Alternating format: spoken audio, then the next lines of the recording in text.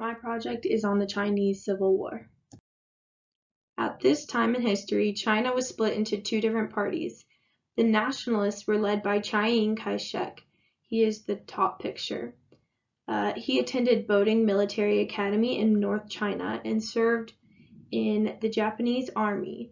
He adopted many Spartan principles from the Japanese, and afterwards he became very closely associated with the, at the time, Nationalist Party leader Sun Yat-sen and became his heir. Mao Zedong led the communists. He is the bottom picture, and he was the principal of Changsha Primary School, where he organized a socialist youth league. And he actually worked within the Nationalist Party for the first part of 1924, where he would organize peasants and get them ready for the revolution, because he saw the potential in them when he watched their peasant revolts. Leading up to the war, Sun Yat-sen led the Wuchang Uprising and took over the Qing dynasty, whose flag is that top picture there.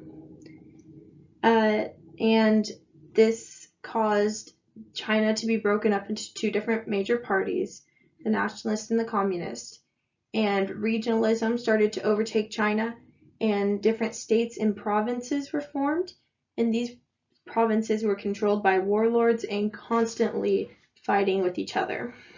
But at the end of World War II, when Japan received German-controlled Chinese territories from the Treaty of Versailles, China decided that they needed to unify to fight this common foe.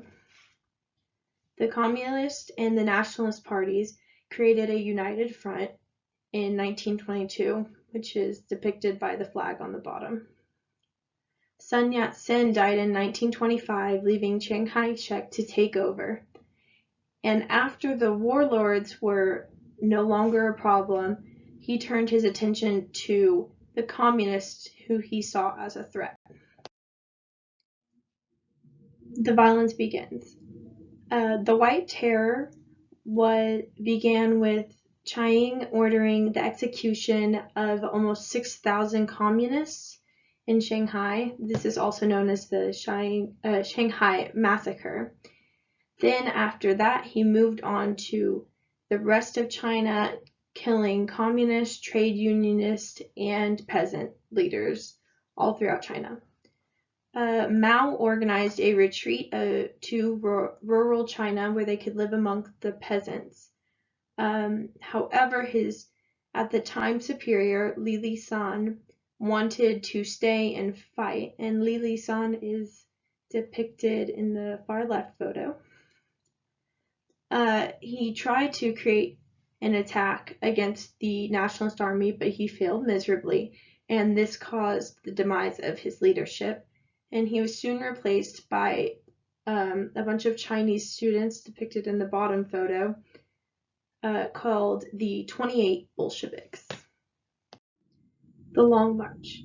Chiang organized his biggest army yet and sent them to the mountains to flush out Mao's men.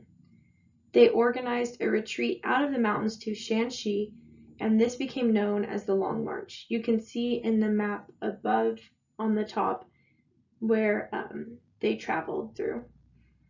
This is almost 10,000 kilometers of very dangerous and very difficult terrain and climates. This was first led by the 28 Bolsheviks, but when they reached the Sang River, they lost about 50% of their men. So Mao Zedong was elected the new Communist Party leader in 1935, and he led the men the rest of the way. Along the way, they fought about 15 major battles, and in October they arrived with only 10% of the original army. Mao's plan was to go to different villages and recruit peasants for the uprising, then also set up bases in these different villages along the countryside, which they could use to get everyone organized. And they used insurgent tactics to defend each base.